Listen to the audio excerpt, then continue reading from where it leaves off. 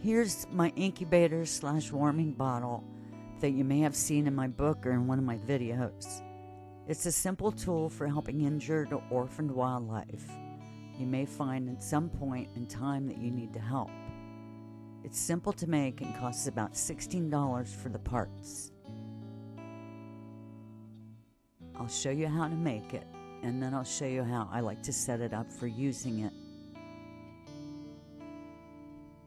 My rehab mentors, Sandy and Bill, helped me make this one, so it has a special place in my heart. And I'm so pleased it still works because it reminds me of their wisdom and kindness every time I use it. I've used it to help baby bats, rabbits, squirrels, birds, and even lizards to keep them warm when they needed to be cared for. I always refer to it as an incubator, but technically it's a portable warming bottle. Sandy always called it an incubator, probably because we were usually always keeping orphaned babies warm with it. Either baby squirrels or baby bunnies or baby bats. And sitting flat on the bottom of a large container, quite a few baby squirrels and baby bunnies can sleep wrapped around it and be nice and warm and toasty. I like to cover the glass portion with a black sock, mainly so it blocks out the light, which allows the animals to sleep better. I then usually place larger pieces of t-shirt fabric around that. The first one to cover the sock to keep it clean, and the second one to give the animals a hiding place. They snuggle underneath the outer layer, which is good at keeping their stress levels down, which is the most important part of helping an animal recover, because too much stress can kill them, so they need privacy and safety, and it's very important. You may not think so, but it's also important what type of fabric you use. Try to use nice soft t-shirt fabric or paper towels. Don't use towels with large loop fabric like terry cloth, because small animals have very small claws and they're uncoordinated, so they can get caught in the loops and they can break a limb or even strangle themselves if they panic. If you're a pet owner or have children, you know that they can find ways to get into trouble and things that you would never think of. So it's better to be on the safe side. All right, let's get on with making a new one. Once you make one of these, you may be surprised at the amount of times that you use it. On this particular day, a warbler had hit one of the windows of the house, and when they do that, they go into shock if they survive it. So they need to be kept warm and safe and allowed to recover. You may think it's really hot outside, they'll be fine, but when an animal is in shock, it needs the extra warmth to recover. This little guy wasn't able to move, so I put him in the box with the warmer, and within about 45 minutes he started to become alert. So I put him on the open porch, and a few minutes after that, he flew away. The first part you're going to need is a nice wide jar. I like to use marshmallow fluff jars because they have wide bases, and that gives the babies a lot of room to snuggle around the outside of it and stay warm. It's also nice because it's short and squat, and it's not easily tipped over by them if they start moving around. Next, you're going to need to get a metal lamp socket. Since it's going inside the jar for extended periods of time with the light on, I would suggest metal over plastic. I used metal in my original, and it hasn't failed in 30 years, so I'm sticking with that. I bought this one on Amazon for less than $10.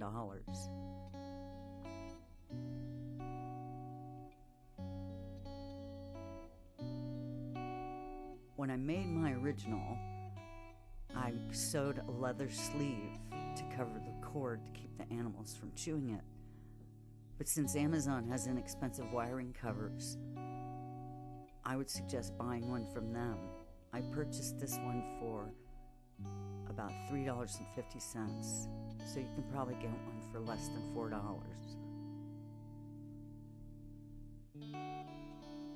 The light bulb is going to need to be an incandescent rather than LED, and it has to have an E26 base, which means it will fit in the light socket kit that you purchased. Get 7.5 watt or less, no more, because you just want warmth and not a lot of heat. So for about $16 you can make an Incubator warming bottle that should last for years and help you keep all of your animals warm. Okay, so you only need a few tools to put this thing together.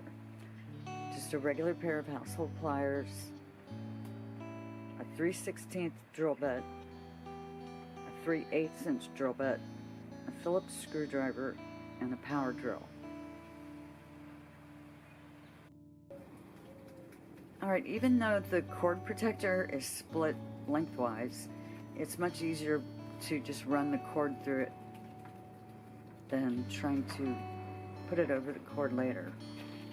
So, in my opinion, the first step would be to push the cord through the cord protector.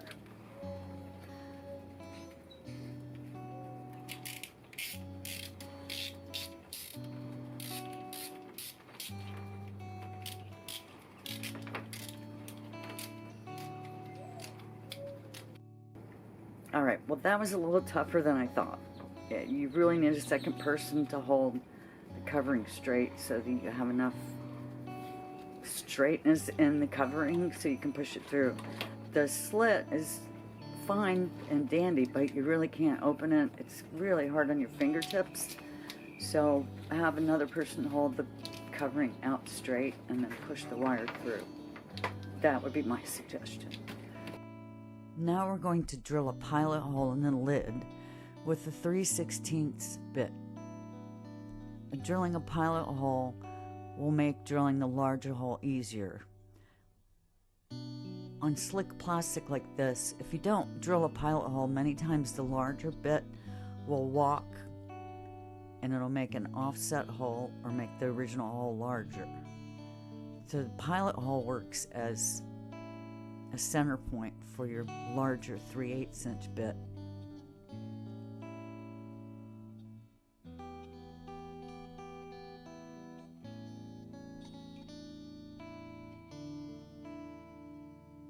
Once you switch to your 3/8 bit, then finish drilling your hole in the top of the lid.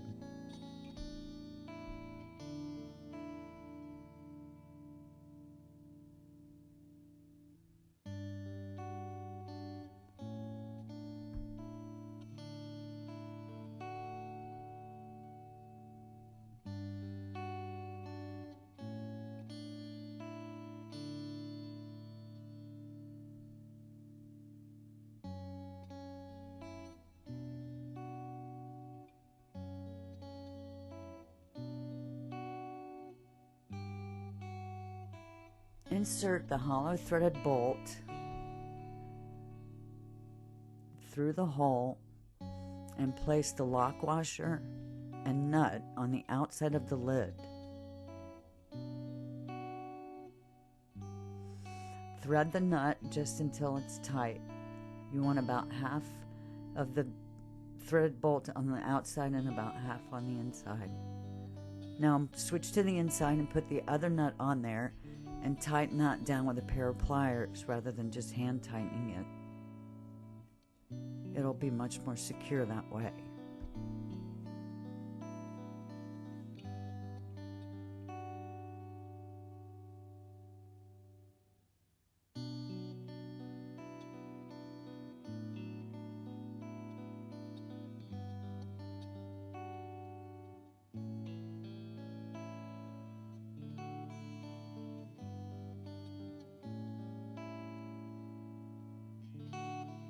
Next, insert your bare wires through the hollow bolt through the top of the lid. The wires will then be on the inside of the lid.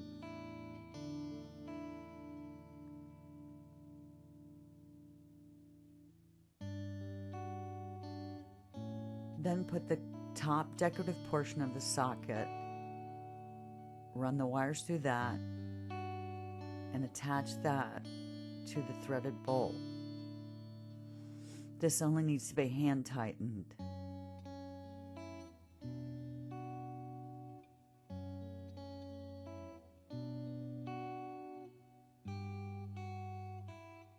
And most wires are made so that you can locate the neutral versus the positive wire. In this case, the ridged side of the wire would be attached to the silver screw, which would make it the neutral, and the non-ridged side of the wire would be the positive, which is attached to the brass screw.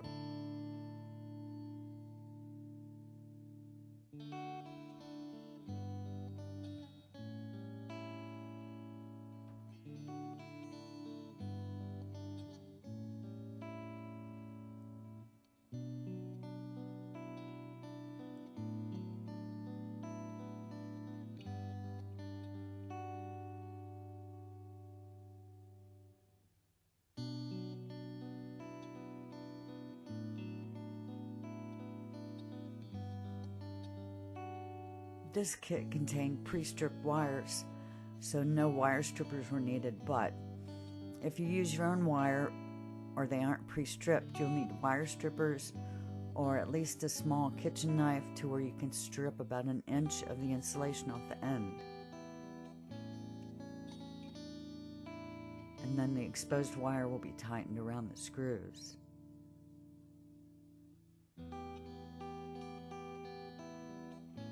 You can hand tighten a wire screw and then finish tightening completely with the Phillips screwdriver.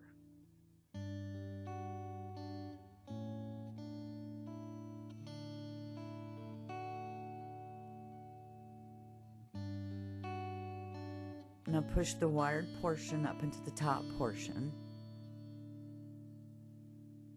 and then take the second part of the socket, which has a notch for the light switch, and push that facing up towards the lid. It will click into place in the notches that are built into it.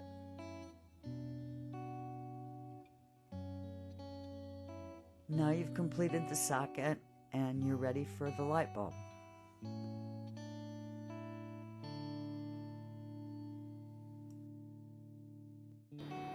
Alright, well, I thought the wire covering was going to be a little wider and be able to cover the threaded barrel there, but it isn't. So we're going to put a zip tie right around the base of it and try and tighten it up just so that a curious animal can't mess with it.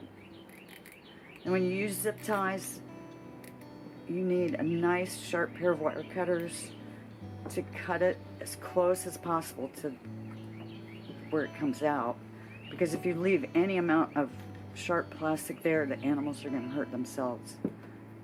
I mean, they're tiny. Most of the time you've got tiny fragile animals, so make sure you feel the end of it, make sure it's not sharp, Mike. And there you go, you're ready to go. I'm going to go find a black sock and show you guys what it looks like with the black sock on there. But you can always just use black t-shirt. Honestly, I think the sock is the best thing because it protects the whole unit. Alright, so now it's ready for a black sock. Now I would definitely recommend this. It just keeps the whole thing clean, it keeps it contained. You can have the sock up over where the wire joins into the lid. If you have two socks, you can put a second one on and use that as like your backup when it gets dirty. Pull that one off. But as I said earlier, I prefer pieces of t-shirt fabric. So pull the sock up so it's all the way tight at the bottom, because you want your jar to sit flat inside the container. Now this, I sometimes do a zip tie on the end of the sock. So I like to put it in a large clear container so I can see the babies. I always put it on the left side because I'm right-handed, so if I have to pull a baby out or remove the t-shirt and replace it, then I have an area on the right side to do that. So if you tilt it for me toward the camera, Mike, a little more. So what I like to do is the second piece, I leave it draped loosely so the babies can get underneath there and behind there and snuggle up. Sometimes they'll crawl up to the top and they find their way in there, but I like to leave enough room so they can make themselves comfortable. And the reason I put it that far onto the left side is so that, number one, I can clean the paper towels easier, and number two, the babies can move away from the heat source if they get too hot, and then they can move back and forth to whatever feels comfortable for them. Alright, well, I would suggest using the brand, the Sterilite brand. That's the one I like because it has the most quiet latches. And if you're doing squirrels, you definitely need latches because they're going to get inquisitive and they're going to push the lid off if it doesn't latch. So these latches are nice and quiet, and you really need that when you're opening and closing this to feed them or just check on them, because you're going to, if it's really loud latch, it's going to startle the poor little guys. And this one isn't set up for rehabbing, so when you do this, you need to do air holes in your lid and maybe a hole for the wire. So I would suggest maybe 1/4 inch or 3/8 inch drill bit and do a cluster of maybe 4 or 5 holes on each corner. You want it small enough that it's going to circulate air, but if you get it too large, then a squirrel's going to try to get its arm or leg or head through it. So just make little clusters of little holes and then cover it with a beach towel or blanket. And just when you go in and out of your container, just be nice and quiet. Have nice slow movements. Keep your rehab unit in a separate room where kids can't be screaming, dogs aren't going to be barking, because the animals that are injured and orphaned, they get stressed really easily.